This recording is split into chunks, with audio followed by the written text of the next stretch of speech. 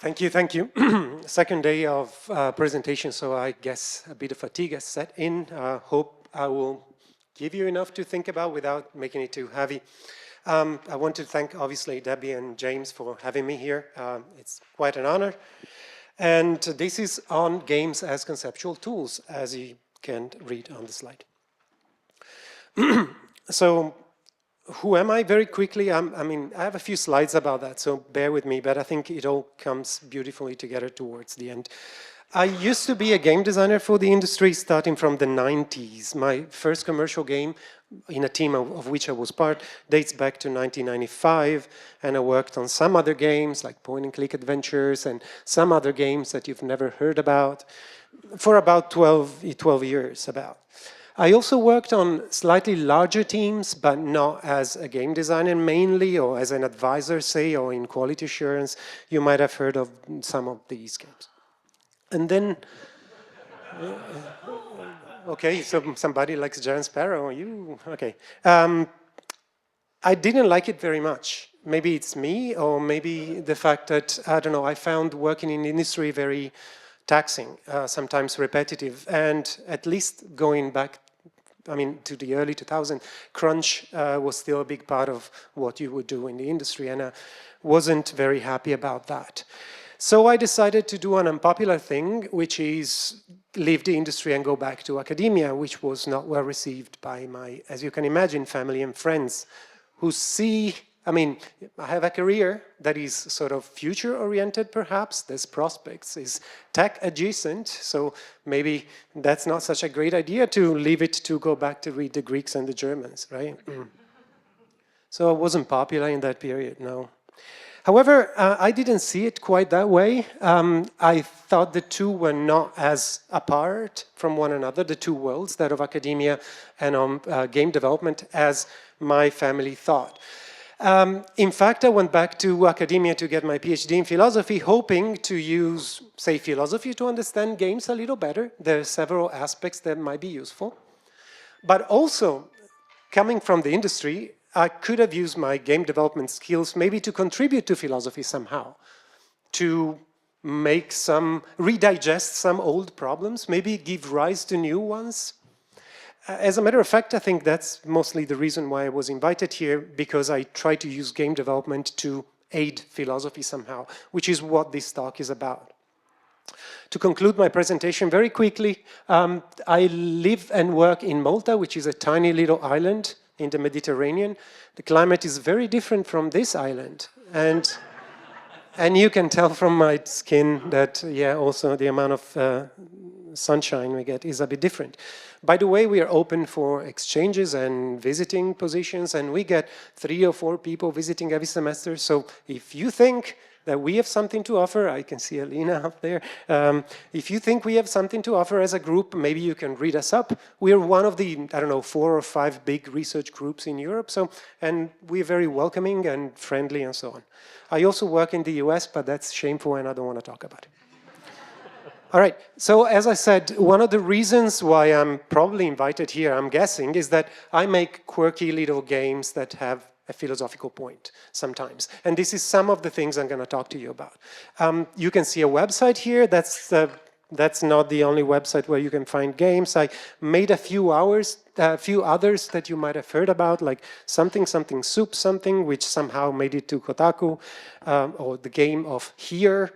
I'm mentioning these things because if you teach game design, or if you think about the expressive potential of games and have seminars with students and so on and so forth, there are people around the world, my friends and colleagues, that teach those kind of things, that use those that are free games that are playable in a browser and very short, normally between 10 minutes and 25 minutes, depending on the game, as playable homework or conversation starters during seminars and so on and so forth. They are free, they are easy to play, they're accessible, so the only thing you have to lose by trying them out is your time to figure out, this doesn't work for me, or it's not what I thought it was, and so on. So my suggestion, there's like 6 or 7, and there's one coming out this year, that you check them out and maybe use them in class. They are free teaching materials that you can use. To conclude my presentation for the 3rd time, I'm also a regular kind of academic that for a living writes books and more books. This is the one I was talking to you about, yeah, today, yeah. This one will come up later, then I also write fiction and then more stuff and more stuff. They will come back later. So I'm also credible to a degree as an academic proper, okay. So I would like to start on this idea that games can be conceptual tools. And I already know that that is not going to cause a controversy, in a sense that you're all here because you think that games can, in a way, do some stuff. And stuff that is important, for example, in the case of, say, educational games, right? Like, you've heard about it, many of you are working on it. It's not something that's going to raise anybody's eyebrows within this group here. So what is this exactly? Well, I wrote a paper about one of the games I wrote and about how that can be considered to be a work of, I don't know, conceptual work, let's call it. What do I mean by that? Well, I wanted to try to express the idea that games can teach us and communicate stuff, they're expressive media, but not necessarily in the direction of, let's say, in Super Mario, there's this notion that a green mushroom is an item that offers an extra life, that's right. So this is a convention, there's a game asset that does something within the game environment. The knowledge that a green mushroom means an extra life is not useful outside of the, let's say, epistemic context of Super Mario, right? I cannot use it in my everyday life. So I'm trying to think of ways in which knowledge and ideas can be communicated to players in a way that they affect who they are and what they do in the real world, not limited to the game, as I said, epistemic context. And I mentioned already, not a problem. We use educational games all the time. This is how many of us will get European, sorry, I said European, that's a bad word here. Let's say regular funding, not European at all. Right. Educational games are not the only ways in which games can communicate ideas to us willingly. To begin with, for example, the work of Mary Flanagan by herself in other texts and with Helen Nissenbaum on this one, claim that even games that do not want to communicate ideas are still imbibed with social and cultural ideologies to the point that they communicate to us even when they don't want to. When they don't want to, we tend to call them ideology when this is implicit and tacit, and we call them game design values when they're explicit on the forefront of the experience. If you read any of Ian Bogost's work on persuasion and persuasive game, similar idea. So games can, through how the, for example, affordances are set, the goals are prepared for the player, and the interactions are regulated by the game designers, they can invite certain behavior, promote certain attitudes, communicate certain ideas. So what I'm trying to communicate today is not particularly new, right? I mentioned educational games, ideological games, values designed into games, games designed to be persuasive. So nothing particularly new or shocking. What I'm trying to do is like try to explain the same idea or a complementary idea from a different angle, that of the conceptual works. Hopefully that like completes the horizon rather than, in a way, proposing a revolution or an innovative little thing. And when I talk about conceptual works, I'm also talking about conceptual art as one of the, say, most frequent places where these kind of things are found.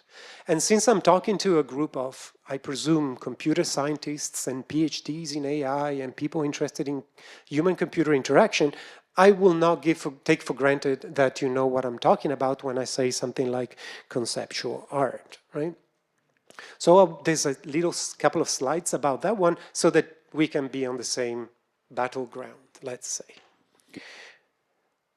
Ready to go? Or are you bored already? Okay, that's good. Okay. What you see here is a picture of Emily Shellekens, who's a leading scholar in philosophy, meaning you will certainly not know her, working on yeah, we're not very popular, right? Our groups, like if you think about it, when you go to a philosophy conference, like probably you're, I don't know, 100 people, maybe 1,000 in Europe. Like, so this is like a very small conference for your field. Like in AI, like there's hundreds of thousands of researchers working at the same time. So we're not very popular at the moment, and cuts are being made. I don't know if you heard, especially to the humanities and philosophy, with a particular cruelty, I think. Anyway, she's not very popular to begin with, now even less, but she is a scholar who talks about aesthetics and theories on art.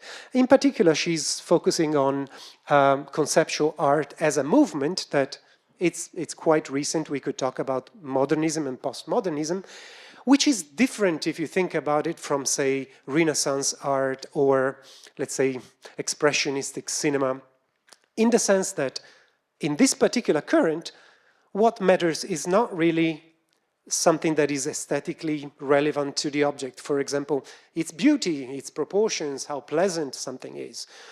Neither, and also something that doesn't matter is the mastery required for producing it. So the value of a work of art doesn't emerge from how difficult it is to craft, right? Sometimes we give values to, or the object, or the material it's made with, like a golden vase has a certain value for that reason. So she says, we started to see, starting from mid-previous century, that we can create art that is not really about the aesthetical value or the mastery in making it, but rather they're about the ideas that they communicate, right? It's kind of a more communicative side to the history of art. I know it's kind of vague and confusing at the moment to say like, well, the object doesn't really matter. It's not really about the emotion or the feeling of it, but it's about the ideas it communicates. So, to make the point even clearer, I'm going to use an example that she brings up from in the same paper that is quoted at the end. I have a list of references. If you're interested, we can share that. But again, not popular. I'm repeating myself. And the examples that she brings up has to do with chairs, in particular, these kind of chairs. I don't know if you can see well from the screen, but this is a kind of a picture, a frontal picture of an installation. This installation dated to 1965, and it's by an American artist called Joseph Kossuth. It's called 1 and 3 Chairs, right? It consists of a generic, like foldable wooden chair, a picture of the same chair as installed in the let's say performance or installation, and a dictionary definition on the other side of the original chair, taken from a local dictionary. Why I'm mentioning local dictionary? Well, the artist was not even involved in the production of this installation. He just gave instruction to their assistants so that they will be able to build it anywhere around the world. This is quite common in conceptual art. They sometimes don't even do the things. They just write instructions, somebody will do it, right? In this case, for example, they said, get a local chair from the venue, wherever that is, that chair could have worked, take a picture, put it on the side, and then wherever you are in Poland or Sweden, wherever, take a dictionary definition, any dictionary, doesn't matter, but in the language where that is installed, and put it on its right. And so walking around a museum and encountering this installation, one might start to become curious and ask themselves questions like, what's the meaning of this, right? Ideally, one could say, well, the title seems to suggest that it's about chair given, reaching us or being given to us in 3 different fashions. We have let's say, an actual chair to sit on, functionally working as a chair. We have a representation of a chair, and we have an abstract definition of a chair, right? So is this a chair giving me in 3 different venues? Or maybe like, what's chairness about, what's the chairness of a chair? Is a chair because I can sit on it, but it's a single individual? Or it's a definition, a more like chair-like thing because it in a way includes all the chairs, right? In case you studied philosophy, you probably see that this is sort of a nod to Plato's theory of the forms, like what's chair, what's the ideal chair, and so on and so forth. You don't need to have studied that thing to become curious about what's going on here and to have hypotheses about what the message is here. According to Schellekens, this is kind of interesting because instead of providing a message, it sort of incites a message or maybe asks implicitly a question that you experientially, as part of the audience, can elaborate upon. It's almost like a materialized thought experiment, or maybe like an experience that is meant to stimulate very precise kind of questions. She also thinks that this kind of experience and the subjective value that you attach to your intuitions and your thoughts about this one represents a different kind of knowledge than knowledge that I would pass to you like passively or abstractly, right? This is on the spot. This is you dealing with this stuff and coming up with your own answers. She sees in that the value of conceptual art. My students then go like, okay, yeah, that's all good and everything. However, you cannot say that this piece of work here communicates an idea and other pieces of art do not. Like take, for example, Hans Holbein's portrait of Henry VIII, right?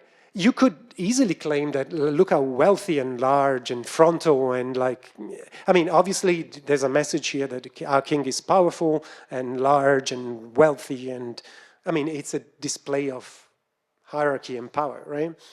Okay, and this one here, like, of course, the representation, the piece of work here, the sculpture here is trying to communicate to us that probably, I suppose, our Lord Jesus Christ died for our sins, right? Those are ideas that are communicated by some things that allegedly are two works of art.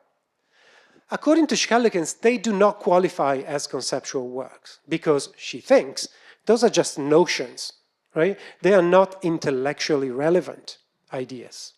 So for a piece of work to be conceptually relevant, they need to communicate, to be a conceptual work, it needs to communicate something that is intellectually relevant. And you might be like, what is intellectual relevance? Is my PhD intellectually relevant? Perhaps. So Schellekens, being trained as a philosopher, knows better than to get into that kind of discussion. So she does not quite put definite boundaries around what is and what isn't intellectually relevant. But she gives some clues in her work. For example, she says, it is intellectually relevant, a work, your PhD maybe, when they present a socio-political criticism, maybe with sarcasm or a reflection on the state that we're in. So for a piece of art to be conceptually relevant, it might be so because it criticizes the status quo or a certain political orientation or social phenomenon. It might be so when it presents a philosophical idea, such as, for example, Plato's theory of the forms, as we just saw. Or it might be intellectually relevant when it presents a self-reflexive point. This is very interesting. So, for example, for a work of art to present a self-reflexive point would be to, in a way, incarnate questions about what is art, what is artsy about art, what's the role of the artist in the production of art, and so on. I'll make an example. I'm fond of examples. This is a very famous picture of Urinal, which is a work installation by Marcel Duchamp. And what you see here is essentially a common industrially produced urinal, just tilted on its side and presented within an art gallery. If you walked in a gallery next to the chairs and past the chairs and walk up to this one, obviously, like, this is a provocation of some kind. It's asking implicit questions, such as, how is this a work of art? I could have bought it and done the same. Is this a work of art because it's tilted on its side and not used in its normal context, that is hanging from the wall in a bathroom? Or loo, whatever you want to call it. Is this a piece of art because somebody signed it and gave it that status? Is this considered to be a piece of art because somebody, an enlightened mind, decided to put it in a gallery and institutionally accept this as a work of art? Right? This, walking just by this piece here, asks those kind of questions that are not necessarily answered by the work in question, but is definitely like a provocation to thinking. I mentioned again that in philosophy we talk about those kind of things as thought experiments, right? A situation that helps you to think through certain intellectually relevant ideas. According to Schellekens, to do art in this way is doing art theory through art pieces. Am I making sense here? Is this clear why this might be a self-reflexive piece?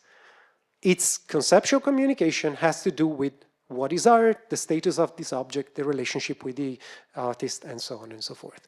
I promise that this is enough and we switch into games soon. So just bear with me. Right? This was all preparation, well, foreplay. Obviously, where I'm going with this is that games can have a similar relationship with the audience. So can we try to communicate intellectually relevant ideas to our audience via games? And I'm going to present a few answers and a few examples by which I believe that to be the case. So I'm talking about conceptual games. Here's one.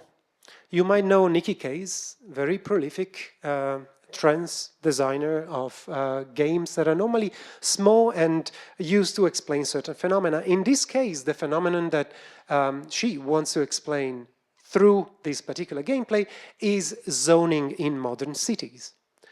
So what she does is that she does a bunch of studying and then distills the, say, social phenomena that underlie zoning and the effects of zoning into an interactive little game.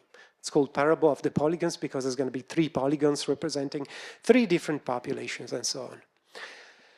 So it can be identified as a conceptual game because it talks about socio-political phenomena and it takes a position about those phenomena. Its design serves the interactive explanation of phenomena like social segregation and structural racism in modern cities. This game is both conceptual and also on the rhetorical side, similar to the tree game that we've seen yesterday. So it comes from a certain perspective on the problem, and it tries to guide via setting particular goals and particular affordances the path to the path of the player to understanding that in a way that is rhetorical, meaning that all players will naturally go from point A, having to understand the game, to point B, having accepted that if those are the rules of modern living, then probably we should make cities in a particular fashion. And we're not doing it right now. So there's a social criticism and a rhetorical point that she's trying to make. If you're interested in games of this kind, there's many on the website of Nicky Case, including about how trust works as a social token and so on and so forth. Have you heard about the evolution of trust as a experimental game? Okay. So this one has also that kind of, differently from maybe the conceptual works of art, as I told you, this has a rhetorical goal. So it's set up to present a certain point. I'm going to show you a conceptual game that instead remains on the vague, sort of subjective experiential questions. And this game is one that I made called Something Something Soup Something.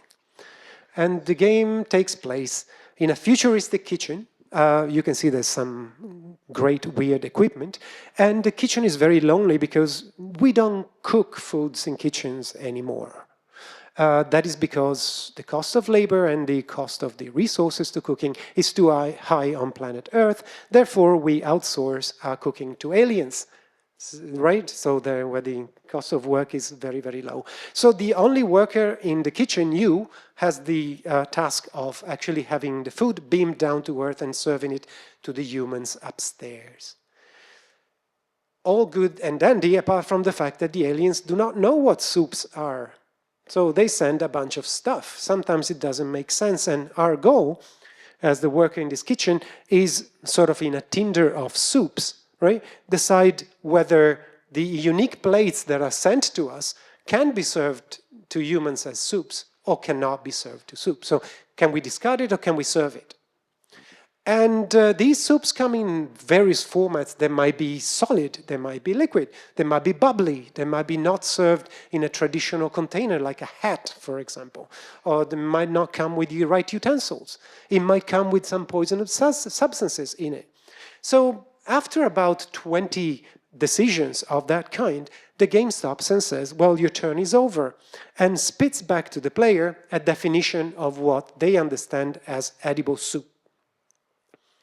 So in this case, we don't have a rhetorical position towards game, meaning that the designer is not necessarily telling us, this is what soup is, please accept that through gameplay. To proceed, you need to accept my vision of soup. Rather, it's a series of interactions that eventually spit back a subjective point of view on what soup is and invites the player to go on the website and see like where they stand within the curves of what soups mean.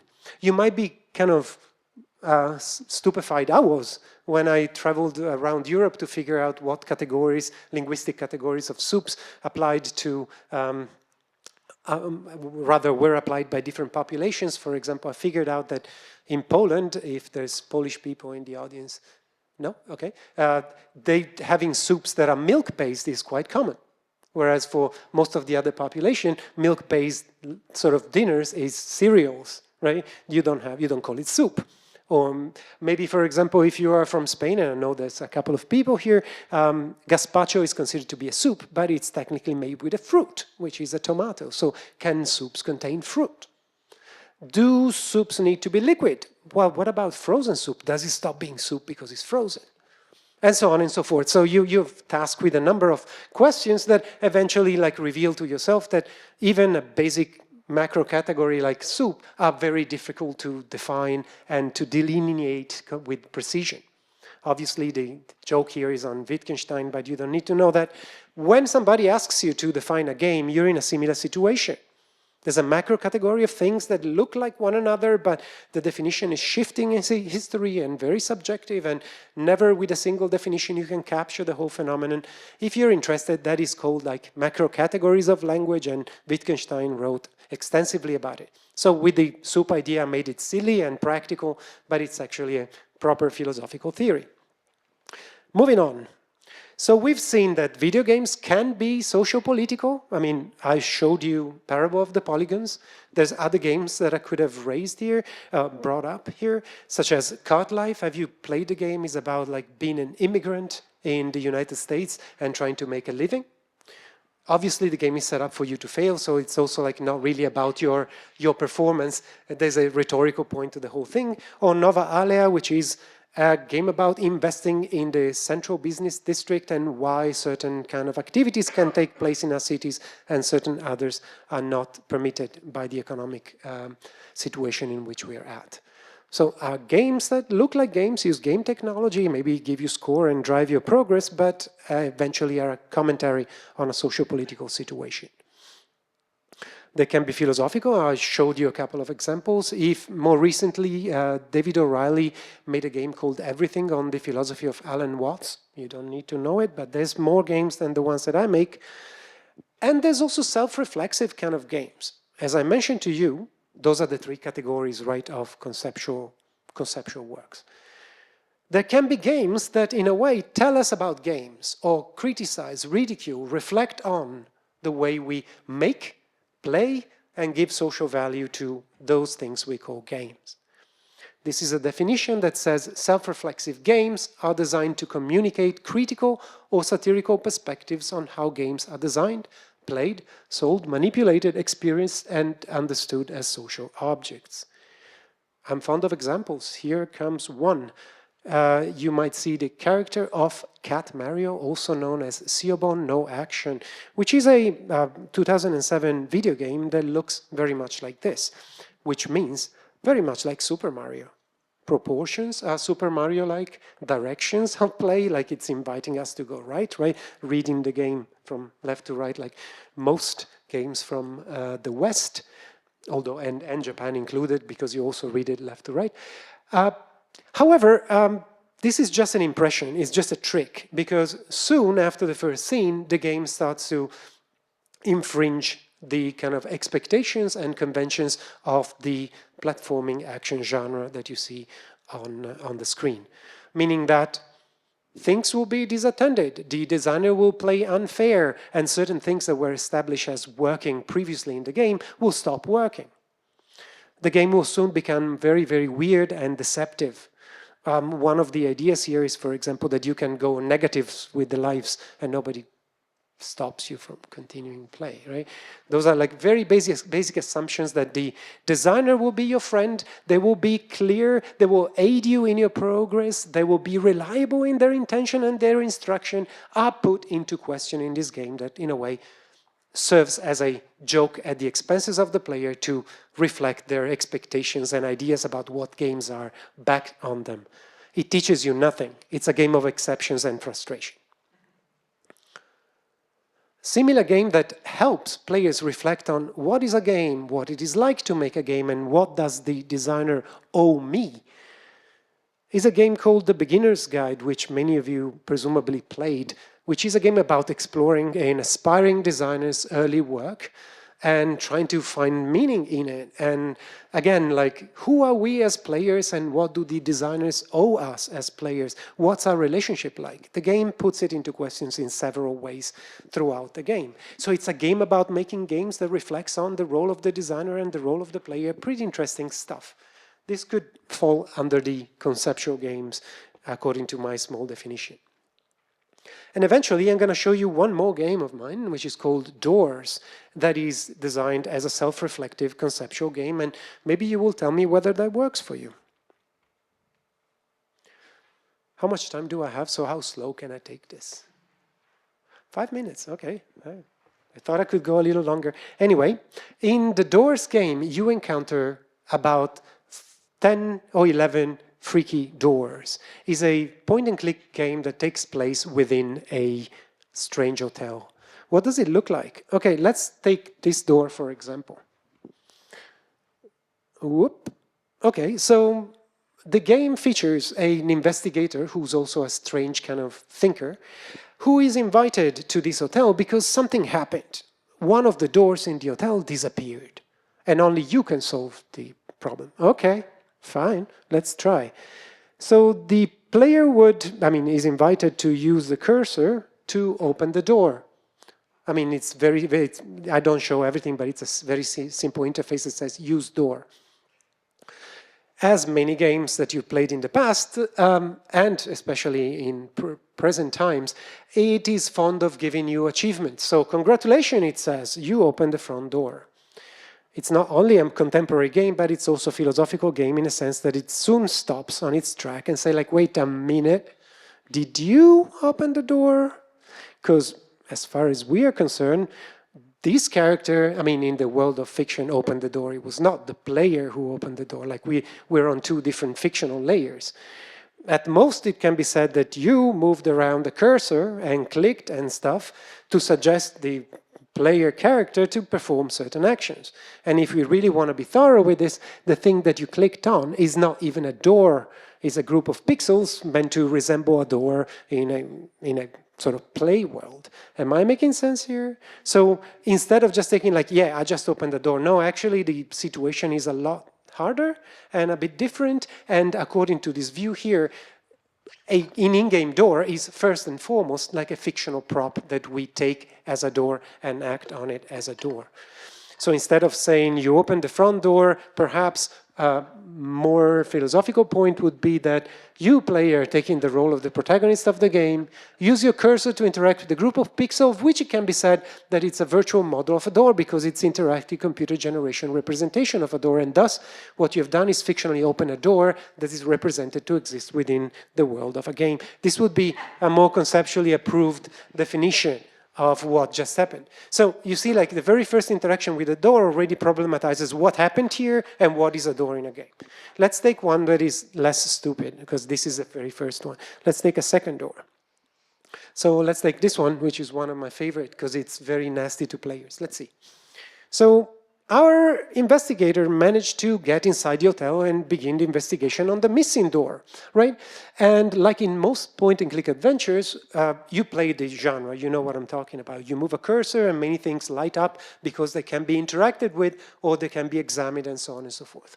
Almost everything in this funky hotel can be examined and touched or opened, closed, and so on, apart from this door here, which has no binding box. Right? So it's almost as if it were non-interactive, right? What happens when the players encounter this door is that they try to click on it, to open it, to see what's interactive about it, and then they get very, very angry because nothing is happening, right? And so the reaction that we had during playtest is like, ooh, there's a bug in the software. Could be. Or maybe just the level designer, the designer forgot to put binding boxes or active areas in the screen. So this is not working for some reason. The game proceeds and you can actually finish the game without ever figuring out what's going on with this door. And at the end of the game, you get an achievement for having interacted with a non-interactive door, right? So the point here is that the door was approached, I moved my character close to it, then I decided to put the pointer on it, and I clicked it and nothing happened. And only then I decided, and only after having interacted with it and having positioned myself next to it, it appeared as a non-interactive door. This is a response to, I don't know if you know Espen Aarseth in game studies. He wrote a very famous paper about certain doors being fictional, certain doors being virtual, in the sense that certain doors do not admit interaction and certain doors do admit interaction. We try to prove against Espen, who is the one of the people who uses this in school for his students, by the way, that, yeah, you're kind of wrong because there's some degree of interaction. Maybe they're not game-relevant interaction, but there's still something going on. Can something within a virtual world, even just represented, be truly considered to be non-interactive? Interesting question. Last door. This is a stupid door. Okay, yeah, it's also quite dark. Eventually, the investigation takes our detective down to the basement of the hotel when some of the mysteries happen. And then you can see that there's an old door here made of rickety wood and a strange lock and so on. Obviously, there's an old key to open the old door. Eventually, you find it and you open the door and this happens. So instead of opening and closing, this door falls apart. It's an old door made of crappy wood. And something else happens here, that this particular object here becomes something that you can take and use later in the adventure. So the question here would be, is this more or less realistic representation of a door? Let me ask this question differently. From a door in a game, we expect that it opens and closes, or maybe partitions part of the game from or making it accessible or not accessible. This one fell apart and instead revealed that it's made of wood and the wood can be used. Is that more of a video game door, or is that more realistic representation because the material with which it's made is relevant to the adventure? Again, a question that we cannot ask on our feet because we do not know exactly what we expect and what is supposed to be a door or an object in a game. To conclude very rapidly, this is an example of a conceptual use of games because we have first-hand direct experience with a certain game element, a question that is implicitly or sometimes explicitly asked the player. And eventually, that's an interesting little thing. In the description of that door, there's also references to the academic sources that explain or counter that point. In fact, it looks like this when you decide to go into an achievement, right? So you can go and read what we said and what is possible and what the controversy is. So this makes not only the game a conceptual work by the definition that I've given you, which you can take or leave, but it also enters in an academic discourse. So it's a work that weaves together, contradicts, comments upon academic papers. So at what point could you say that this game is not an academic work, right? So it contains, let's say, philosophical reflections on game studies insights. It relates critically with its sources. So I would say, why not considering those kind of outputs, similar maybe to the one that our friend yesterday produced, different from an academic output. And there was an interesting discussion yesterday with Richard and Emily here, in which Richard said, like, okay, yeah, but I mean, there's a difference here because in movies and books, we know who the authors are, right? Whereas in games, sometimes, like, we have large collaboration and it's hard to pinpoint creative responsibilities on whoever has done that. So maybe that is a little bit of a difficulty in considering this to be an authored academic piece. And I have two little answers to that question. The first one is being, well, as far as Google Scholar picks it up and I get citation for the games, to me it counts like an academic output.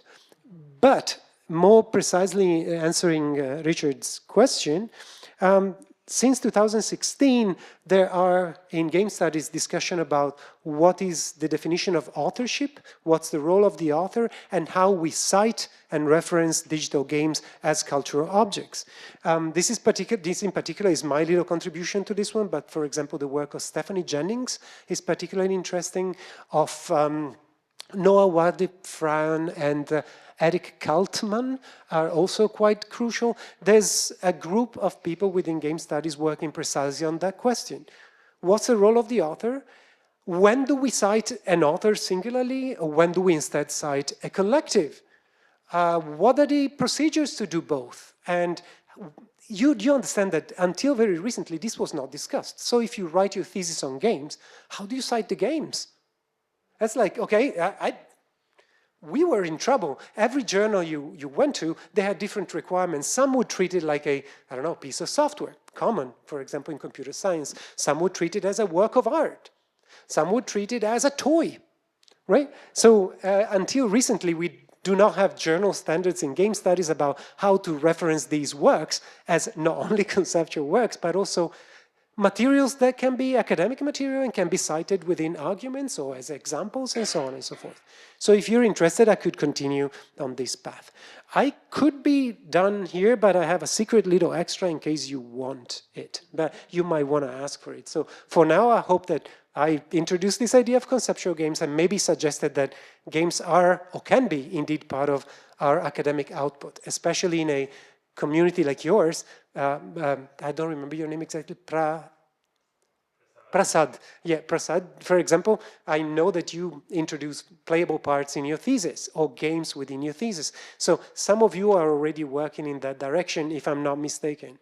And pretty sure that Luisa also is hoping to go in that direction or is already going in that direction. So hopefully this helps, and I'm very happy to share information about how we at the University of Malta in particular archive and reference games as part of our daily practice. So if that was useful for you, I'm very glad. And if you want a little extra, I can give it to you later. Okay. Thank you.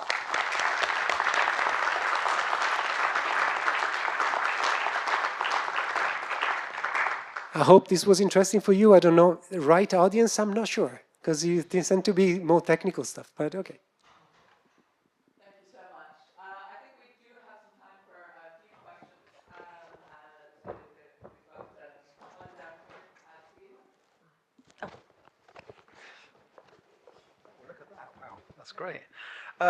So we're increasingly reading digitally rather than physical books. I imagine that's the same for textbooks in academia. I don't know, it's a while since I was there. Could you envisage a time where textbooks actually have kind of learning games embedded within them to communicate really difficult problems? It's such a good question that I will inevitably answer it with ruin it with a bad answer. The answer would be that I do not know.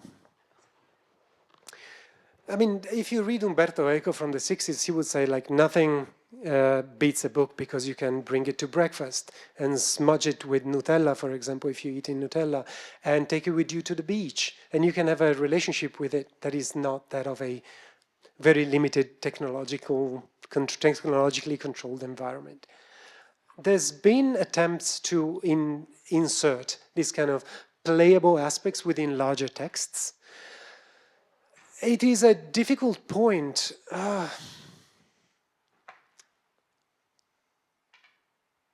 wanted to add something to this idea, which is that I'm not suggesting that games are the ultimate conceptual tool or the perfect media answers to anything. Let me explain what I mean. Literature is particularly good because, for example, it gives us a very nuanced insight into, for example, the inner life of a character, right? Something that games, unless they take a page, and forget my pun, from literature, as in like you get writers write very lengthy explanation for games like, for example, Disco Elysium is a particularly verbose and literary kind of game. Unless that happens, as in unless the two are somehow mingled, games have other particularities and specificities that make them particularly good. For example, I can try to solve a situation in many different ways and see what the possibilities are. In terms of spatial representation, I can describe a Gothic cathedral to you that doesn't exist. And it takes me like 100 pages and you're not fully satisfied because we don't think spatially like that. Text is linear, right? Whereas a simulation might help solving that issue of representation and spatial awareness and situations or examining alternatives. There are certain things that, say, fictional interactions are good at, perhaps better than text. Some others by which the text is better. One of the good things is I can bring it to the beach and I can still read Plato's theory of the form in a book format, whereas some of the games are made in the 2010, 2011s are no longer accessible due to changes in the API or the OS and so on and so forth. So there's a technical instability and a quick obsolescence that might deter some of us from using games as cultural media. It takes so much more money to work on a game than to work on an essay, right? So there's a number of downsides, both cognitive and practical. But there's also some upsides that I hope to show with my games. I never quite thought that the two could coexist in the way that you envisage, but I prefer to think of games as a venue into certain concepts, but not the venue, right? There's sometimes like we get too enamored with a media, with a medium, and we think that everything can be done with game. Okay, empathy, yeah, okay, or education, or training into become better citizens and so on. Maybe certain things are better delegated to other media because of their specificity. But there's you also understand, like, to get funding, for example, if you say, oh, I'm going to make a game about empathy with AI in it, and people go like, oh, maybe there's something in there, like a career opportunity or an investment. We do not often think about whether that is a, let's say, culturally and epistemically sound move. So I feel that sometimes our desire to push games into every aspect of our life or every aspect of our upbringing might be detrimental rather than a plus. But this is probably a very non-popular opinion of a personal kind. I'm pretty sure that some of you might find that games are indeed better than literature at something, and perhaps preferable to literature in general. See, for example, why don't we have, and it happened once, a conference in which you submit games, small games, right, to prove a certain point. Because many of us still are not literate or do not have enough time and resources to do something that we could do instead, sharing papers, which are still like the, sadly, one of the main ways in which we communicate academically, let's say text or orality. So I hope that kind of non-answer answers your point. I don't think we should try to put games everywhere, but we should at the same time try to recognize the potential that they have to change us for the better, that are maybe unique or preferable to other media. So a more balanced approach rather than let's rush into this because we're game scholars and so games need to be the answer to anything that we do. I don't believe that, personally. Hi. Hi, that was a great talk. Thank you. Very thought-provoking. I tried. I was particularly interested in the paper that you cited about how we can cite and define a game. And it occurred to me, one of the main thrusts of your talk is that you talk about games as conceptual objects, and it seems inherently that they are somewhat provocative, and they possess many of the traits that games have, which is they are polymorphic, they're indistinct, they can be used in a variety of different ways. So when you're referencing something, then that will be for a specific purpose in a specific context, yet games in themselves appear inherently nebulous. And the answer may be read the paper, the answer's there. But I just wondered how you reconcile those two things, and if you could speak to that. The answer to this paper to how to reference a digital game is not a single answer. As a matter of fact, it proposes like 2 or 3 paradigms with variations. And the variations, for example, might depend on what you want to cite.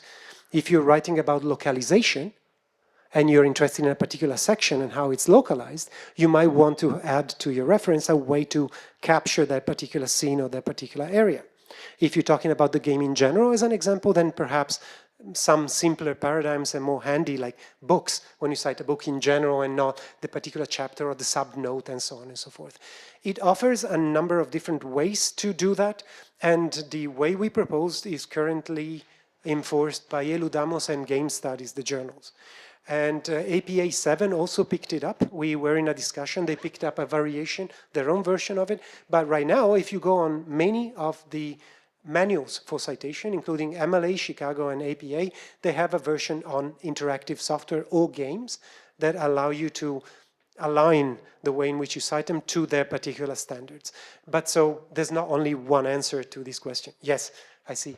For example, sometimes you want to cite a quest designer on a particular quest, and therefore the author becomes not the creative director of the entire game, but the particular person responsible for that section and so on. All of that is covered. If you feel like reading it, that's good. But there's at least 5 or 6 people working on this particular project at the moment. So it's an ongoing idea.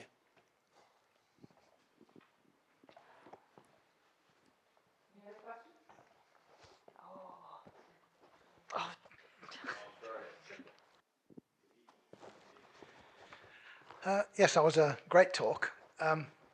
Where would you say the art is carried by games?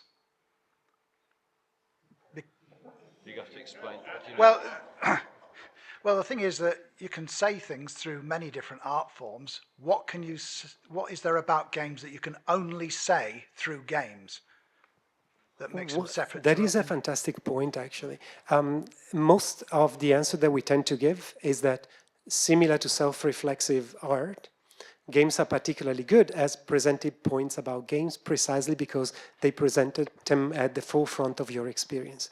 So one thing by which I would say games are better than text is that bringing up points about gameness of games, the kind of quirky interactions we have with them, precisely because they can be brought up to your direct experience. When you say the art is carried by the game, I understand the question, kind of, but I also recognize that you are perhaps coming from a technical background that divides, say, the formal structure, say, interaction rules and boundaries and so on, from something else that is the art that might be pertaining to sound or visuals. The way I see it is perhaps all of it in its entirety is an expressive work. So it's a bit strange to separate the game from the art. Well, yes, but games have got gameplay. Nothing else has gameplay. Therefore, if you say something through the gameplay, then you couldn't say that in any other form. Whereas if you're saying it through the music, in combination with the narrative, in combination with the graphics, well, you could say that through a movie, perhaps, or through a TikTok video or something. But I'm just wondering, is there something, does it have to be gameplay, or is there something else that games have that, I mean, they're all interactive. You can be, with a game, you can be good at a game or not good at a game. Well, you can't be good at literature or good at watching movies. I mean, you probably couldn't be good at playing Doors, actually, since it's,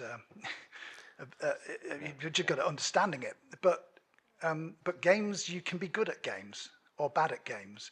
I'm just wondering if you've got a handle on what you would say where the art was carried by games.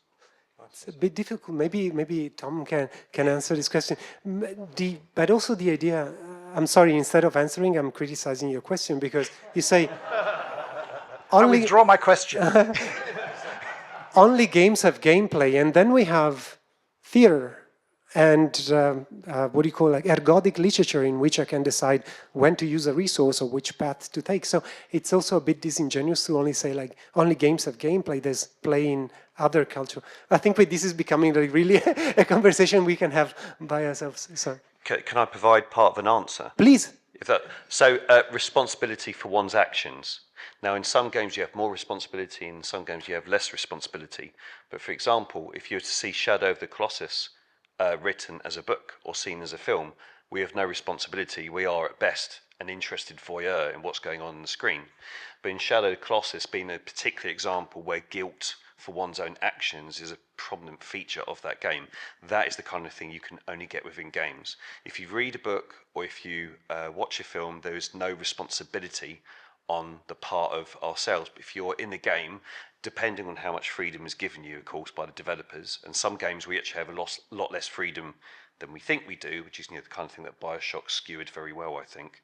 But in some games we have responsibility for those actions. And even if we don't have choice, we still feel responsible. So for example, in GTA 5, just to take a sort of less arty example, you're kind of normally cast as a lovable rogue character at best, and amongst all the shooting and all the rest of it.